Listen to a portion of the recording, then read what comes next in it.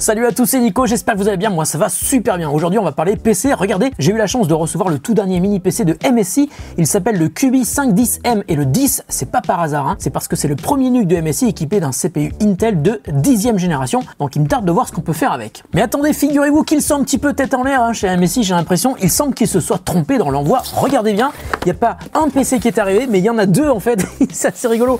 Et c'est comme l'écran, regardez, il n'y a pas un écran, il y a deux écrans, mais qu'est-ce qu'ils sont tête en l'air. Bon écoutez, on va faire un truc MSI, hein. Je vais pas vous renvoyer le deuxième PC avec le deuxième écran, en fait je vais le faire gagner à quelqu'un de ma communauté. J'espère que ça vous convient, hein. Vous qui êtes en train de regarder cette vidéo, si vous avez envie de gagner le PC, restez bien jusqu'à la fin et vous allez donc pouvoir tenter de gagner le deuxième exemplaire du QB510M de MSI. Alors le concept du NUC, je trouve ça assez génial, hein. J'en ai déjà parlé sur la chaîne, si vous êtes abonné, vous avez déjà sans doute vu une vidéo, et si vous n'êtes pas abonné, mais qu'est-ce que vous attendez? D'ailleurs n'oubliez pas d'activer la cloche de notification, c'est aussi important pour être averti dès que je sors une vidéo. Et puis vous le voyez, hein, la boîte elle est quand même toute petite, donc en toute logique, hein, si on y réfléchit bien, le PC qui est à l'intérieur est encore plus petit. Ça veut dire qu'on peut le poser sur son bureau et ça fera pas de bazar. Et puis je pense qu'on verra un truc aussi tout à l'heure qui permet de le faire totalement disparaître.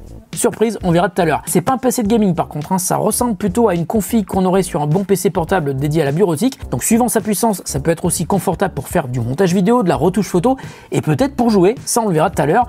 Et puis un autre conseil, hein, regardez, ah non elle est là. Ça c'est ma télé et puis un petit PC comme ça peut être super bien pour faire une belle config confortable pour le home cinéma en 4K. Ça aussi on va le tester. Et puis je vous le disais aussi, hein, dans ce PC, MSI a intégré un processeur Intel de dernière génération, donc on devrait normalement pouvoir s'attendre de très bonnes performances, mais ça aussi on va le tester, hein. Je vais sortir mon Geekbench et puis on va voir ce que ça donne. Alors pour commencer, on va découvrir le QB510M et on va aussi tester l'écran que MSI m'a envoyé. Le premier, hein, parce que le deuxième il est pour vous. Allez, unboxing, enfin déballage pour ceux qui aiment pas quand je dis unboxing. Allez, on est parti. Un peu de documentation. Il est vraiment tout petit, regardez ça. Il est minuscule. Regardez, je vais mettre ma main à côté. Non mais c'est incroyable, il est vraiment tout petit quoi. Waouh, ça c'est génial. Alors avant de vous montrer tout ce qu'il y a sur le PC, on va enlever le petit plastique et je vais me taire, on va arrêter la musique.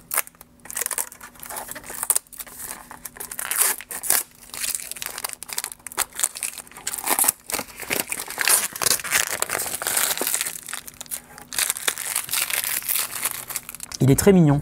Ouais, il est joli, hein. Alors c'est rigolo parce qu'il y a des ports de tous les côtés, donc on va détailler tout ça. Alors ça c'est l'avant et on commence par une prise casque et puis une prise micro. Ici il y a un port USB 3.2 et puis un port USB type C, Thunderbolt, donc bien sympa. Et puis ici on a un petit voyant qui sera une LED en fait pour signaler l'activité du disque dur. Et ici on a le bouton pour l'allumer, mais là il n'est pas branché donc il peut pas s'allumer. Derrière on a une sortie HDMI et une sortie DisplayPort. J'ai jamais vu une sortie DisplayPort sur un mini PC, je trouve que c'est une très bonne idée. Ensuite on a un port Ethernet pour brancher un câble réseau, si vous n'avez pas envie d'être en Wi-Fi. Ensuite, on a deux ports USB 3.2 et puis deux ports USB 2 à mon avis ou 3.0, mais ça on le verra plus tard. La prise d'alimentation et puis je crois que c'est à peu près tout, mais il y a un petit truc qui me paraît bizarre. Je sais pas ce que c'est, on verra ça plus tard.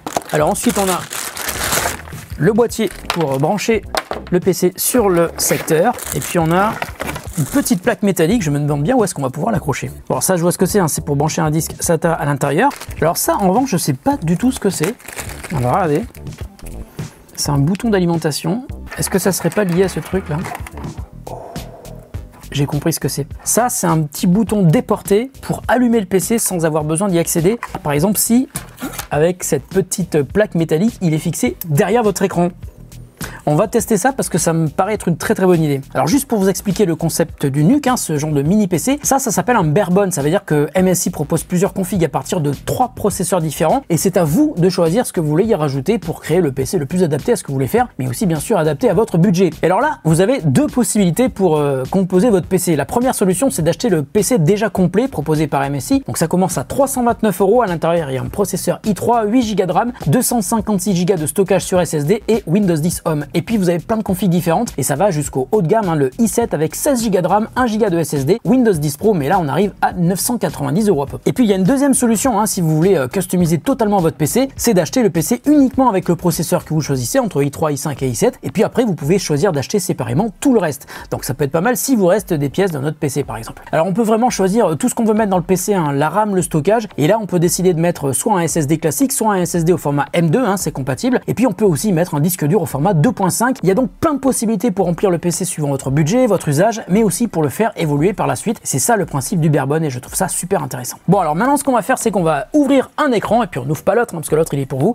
On va brancher sur ce PC et puis on va voir ce que ça donne. Mais comme j'ai d'autres écrans dans la pièce à côté, je vais brancher aussi un deuxième écran. On verra si ça tire le coup. Et hop, me revoilà après 3 jours de test sur le QB5 10M. Alors il y a du bon, hein, bien sûr, mais on arrive aussi à trouver les limites de ce joli PC. Alors la première impression que j'ai eue sur le QB5 10M dès que j'ai commencé à l'utiliser, tout est extrêmement rapide. On sent évidemment la dynamique du processeur Core i7 de dernière génération, mais aussi la bonne vélocité du SSD. Pendant la série de mise à jour Windows Update, j'ai à peine entendu le ventilo quand il s'est mis en marche, et c'était pareil dans à peu près tout ce que je faisais, hein, même sur des tâches complexes, il est jamais très bruyant quoi. En revanche, il y a un truc plutôt moyen, hein, c'est qu'il y a pas mal d'applications qui sont préinstallées sur le PC et qui prennent déjà beaucoup de place, mais que vous pourrez évidemment désinstaller par la suite si elles ne vous intéressent pas. Par exemple Norton Security, plusieurs applis de Cyberlink dans Audio Director, Photo Director, Power Director, ce sont d'ailleurs des versions limitées et en tout cas pas les plus récentes. Et si j'insiste sur ce point, c'est que si vous achetez la version du PC avec les 256 Go de SSD, le SSD est déjà splitté en 2 partitions et du coup quand j'ai installé Epic Games, après j'avais plus assez de place pour installer Fortnite, donc j'ai dû faire du ménage. À mon avis,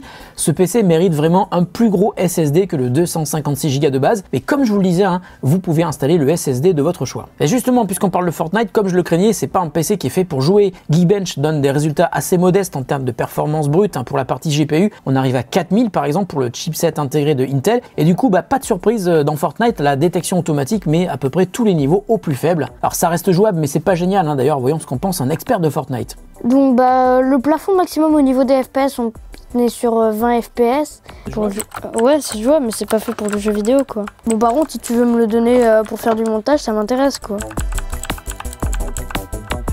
Alors pour le CPU en revanche, comme on est sur la toute dernière génération de la plateforme Intel, c'est beaucoup plus agréable pour faire à peu près tout ce qu'on veut, hein, sauf du jeu vidéo. Donc sur des tâches bureautiques, de retouche photo, de montage vidéo, pour naviguer sur le web, ça reste super agréable. Mais le gros avantage de ce PC évidemment, c'est sa taille miniature, et là ça devient super intéressant pour le mettre à peu près où vous voulez dans la maison. Donc par exemple sur un bureau, ça peut être aussi une très bonne solution pour les étudiants qui n'ont pas beaucoup de place. Et comme je vous le disais, au salon, on peut aussi en faire un super PC de home cinéma. Il est parfait même pour lire des vidéos en 4K. Alors pour revenir à l'écran, celui que propose MSI avec le mini PC est super adapté à ce mini PC justement. C'est un écran avec une dalle IPS de 23,8 pouces. Il y a donc ce système très malin qui vous permet d'accrocher le NUC derrière l'écran, et là pour le coup c'est vraiment une bonne idée pour gagner encore plus de place sur votre bureau, surtout avec le petit interrupteur déporté que je vous ai montré au début de la vidéo. Alors pour conclure, principal avantage de ce mini PC, sa taille minuscule, voire ridicule. L'inconvénient en revanche, c'est que c'est une machine qui est trop légère pour en faire un PC de gaming. En tout cas, on peut vraiment apprécier toutes les possibilités de config et d'évolution proposées par MSI autour des 3 processeurs